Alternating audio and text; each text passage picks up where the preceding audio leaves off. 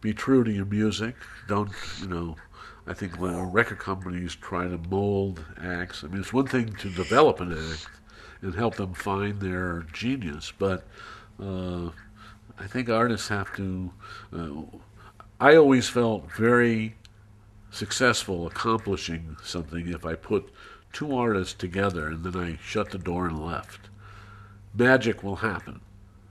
But if you try to direct it and force it, it's not going to, people in a vacuum go, God, wouldn't it be great if we put this one and this one together? No. It's got to come from the artist. Today, I don't know. I guess I would say get a great manager because the business has shrunk to the point where there's only a few great managers that the record companies believe will make a difference.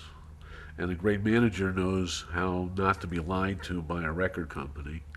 And you have to have a team, so it's got to be a guy that motivates them, not turns them off. And that can't be the guy who was loaning you the garage next door to rehearse in. I mean, it's a business now. It's definitely a business, and it's fed by relationships.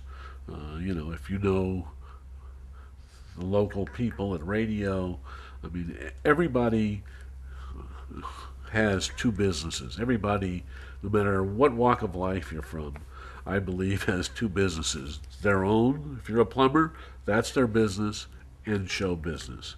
Because everybody's got an opinion on, that nephew of mine is a great singer. He should be in showbiz.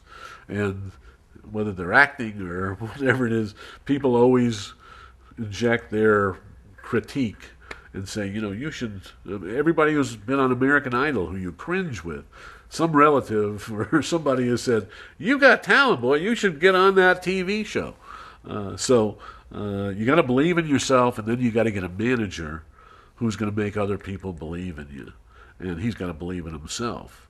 And today, that's very, very few people who are in the business and can call people and can get you to the right lawyer and get you to, or can get you to one of three right lawyers, one of three right business managers.